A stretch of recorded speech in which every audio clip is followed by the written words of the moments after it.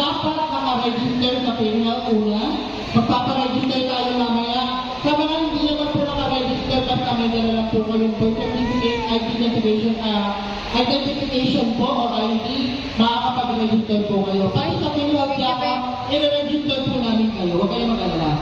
So, next po. Paano daw po ba magpaparehistro sa PhilHealth Yaka? So, meron po tayong actually lima yan. So, ito lang po yung pinaka-discuss natin. Paano ba magpa-register sa PhilHealth Yaka? May nagiging po kami, may nakuha po kayong gantong brochure. Ang tawag po dito ay EGO-PA. So, ibig sabihin, ito yung application po ito sa cellphone. Ito-download niyo po yung EGO. Kapag nag-register po kayo o meron kayong PNC o National ID, automatically po nag-connect yan sa PhilHealth database namin. So kapag nag-connect po yung EGO sa database namin, makikita niyo po yung PhilHealth nyo. Pati rin po yung Yaka provider, kung sino yung mga dependent nyo, makikita nyo rin po doon. So pwede rin mag-register ng PhilHealth Yaka sa EGO. Pangalawa po, PhilHealth Member Portal. Yan po yung website namin. Pwede po kayong mag-register din doon. Pangalawa. Pangatlo po, sa local tanggapan ng PhilHealth. Ano po yun?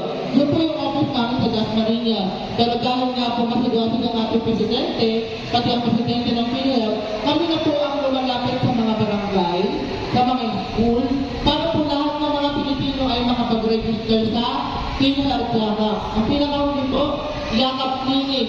Yung Yakap Clinic po natin, ang pinakamalapit dito sa Francisco, Parizama, ay yung Dasmariñas City Health Office 1. Dito lang po yan sa Makupa. Sino po naka-register doon ng CHO1? Taas po ang kamay. Yan, very good po. Kung saan man po kayo pinakamalapit, pwedeng doon kayo mag-register. Kunyari, kayo po ay taga-Panitaran o hindi sa Lawa, meron din po tayo mga Yakap Clinic dyan. Pero meron din naman po tayong mga private hospital na Yakap Clinic provider. For example po si Asia Medic, siya po ay private, di ba? Ang pinagkaiba po ng private sa ng public, si public po, yung mga city health office natin, wala po tayong cash out. Ibig sabihin, simula sa consultation, sa laboratory, pati sa gamot, libre po. Ang pinagkaiba lang ni private, si private po kasi meron silang karapatan na maningin sa kada member ng PhilHealth na at least 900 pesos per year. So isang taon na po yun ha. Kapag nagpapot po sila sa 900 pesos, pwede po sila i-reklamo sa aming opisina. Okay po? Ano po kami po natin? Libre may bayad. Libre may bayad. Siyempre libre. Ang karamihan na po nagiging concern, siyempre dahil nga libre ito, doon sa mga city health office natin o yung mga health center na sinasabi, ang nagiging problema nila o ang nagiging concern, wala namang laboratory dyan eh. Paano yun? Ayaw namin dyan, doon lang kami sa private. Hindi po totoo yun. Hindi sabihin lang po doon dahil sila po ay libre, meron po silang mga ka-tie up o kamowa ng mga clinic na pwede pong doon gawin ang laboratory na sinabi gawin nyo ng doktor. So, hindi po dapat hindrance na wala silang laboratory ng health center para hindi piliin ang mga health center. Kasi po, tandaan nyo, ang public health center po, magagawin po ang lahat ng doktor dyan. Lalo na po dito sa CHO1, magaling po ang ating mga doktor dyan. So, mas maganda po ako personally, sinasuggest ko, doon kayo sa health center kasi yung 900 na ibabayad natin sa private hospital, pambili na po natin ng bigas, pambili na po natin ng ulam, o magagastos na natin sa ibang bagay. Okay po? So, dapat hindi maging hadlang sa pagpili ng Yakap Clinic ang mga public natin o ang mga health center dahil wala silang laboratory. They can do that if the doctors have suggested you to do that certain laboratory po. So, dapat piliin natin ang mga health center na huwag po natin silang iiwasan. Next po. So, saan makukuha ang mga benepisyo? So, katulad po na sinabi ko kanina, sa mga accredited Yakap clinics po, pwede niyo po siyang ma-visit sa aming pong website. For example, kayo po sa Cavite. Ngayon, sa dito kayong katrabaho, meron kayong kamag-anak sa Imus, sa sa Bacoor, sa Manila. Sa aming website po, makikita nyo po ang lahat ng mga yakap clinic provider na accredited na PhilHealth. So, pupuntahan nyo lang yung aming website. Yan po. Pwede nyo rin po i-scan yan. Okay? Sige lang siya. Wait lang po. Ayun na ang tuloy.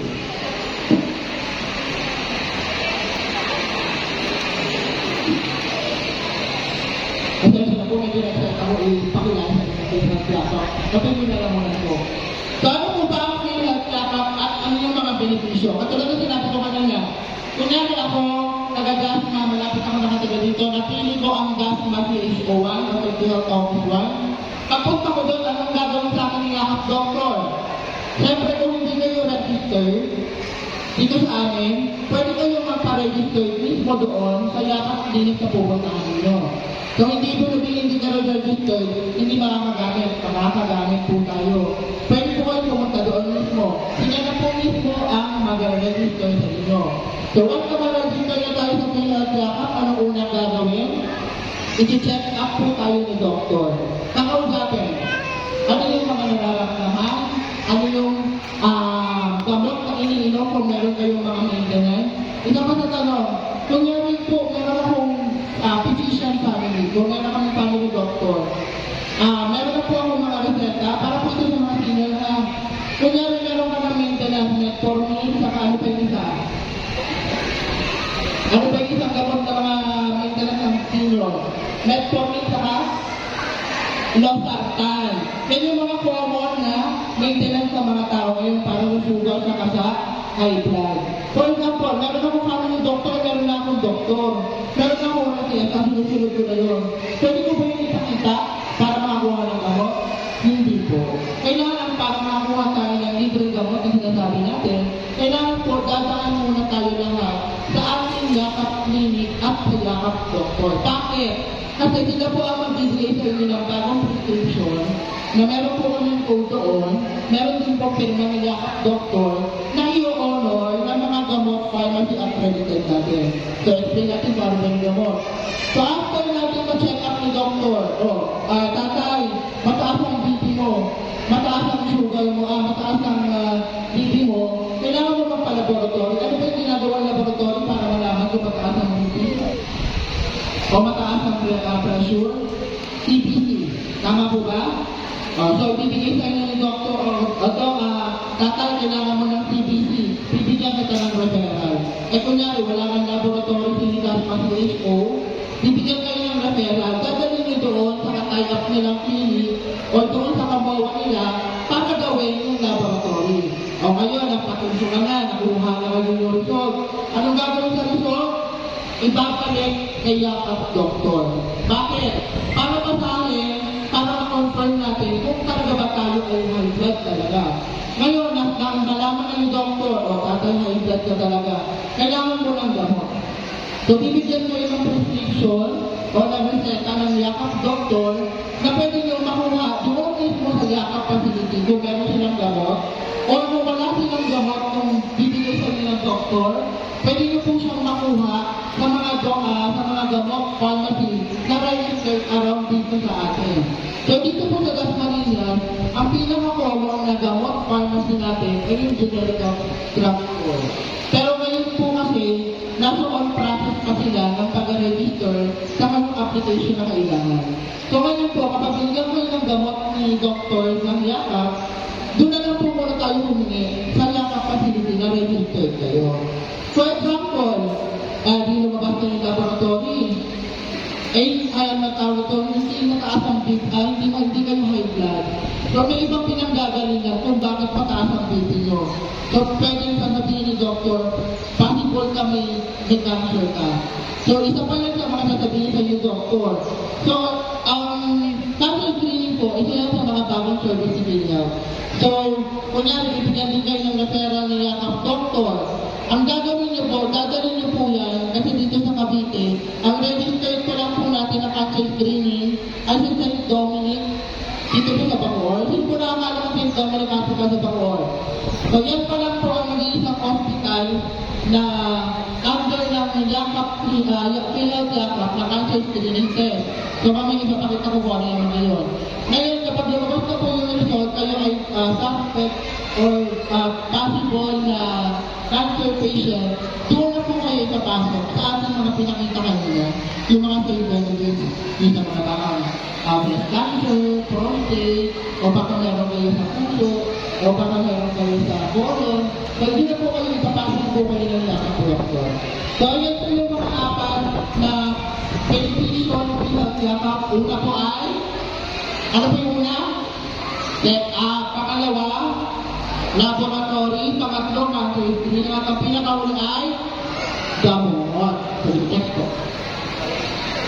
Ayan, katulad po ang sinasabi ko kanina, ito po yung 13 na laboratories na under ng PhilHealth yakap. Ano po ito? CDC.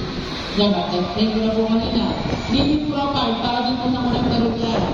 Fasting blood sugar, para din po sa mga matataas na sugar. O glucose ko, meron din tayo niya. Creatinine, X-ray, isputo para sa mga suspect for TB. Urinalysis para sa mga suspect for UTI. Pap-smear para sa ating mga kasamahan kapabalingan na tapos ng mga anak or kailangan pumilisin kung ano na dapat linisin.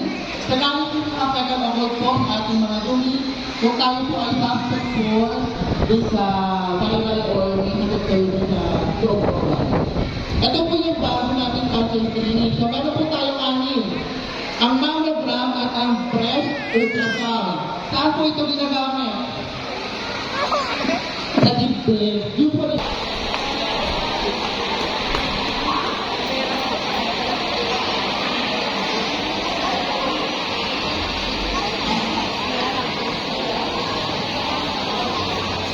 nakuha nga ako na lugar po yung mic. So yung una po ay para sa mga kababalihan natin, yung ultrasound, mammogram, sa kabalang ultrasound. Pangatlo po, low-dose chest CT scan para sa mga possible suspect for lung cancer po. Pangapat po, alpha fetoprotein sa mga liver sa colonoscopy, yan na po yung mga kaloob-looban natin. So yan po yung anim na bagong cancer screening na maaabili. Kapag kayo po ay na-detect or na-suspect for cancer. So yun po yung mga dadalhin nyo, ay yan po yung mga case natin na meron sa St. Dominic Hospital sa Bacoor. So, ito naman po, sinunod yung mga gamot. So, medyo marami po kasi yung gamot. Yung gamot po kasi natin dati under consulta ay 21 lang. 21 lang po yung gamot. Pero dahil na-rebrand po siya, pinalawak, pinalaki, inagdagan po ito ng 54 na gamot. So, bali ang gamot na po natin ngayon sa PhilHealth yakap ay 51 plus 24 lang po. Alam, hindi na sapat ang mga parents. Paano natuturuan ng mga anak? Isa pa, 51 plus 24, 75, tama. Yung mga hindi nakasagot ha, sir. Yung mga hindi nakasagot, kailangan mag-review. So kailangan, makita niyo mo ano yung 75 na gamot, makikita niyo rin po ito sa website namin. philhealth.gov.ph. So, pwede niyo rin po siyang search, PhilHealth naman. Ano po?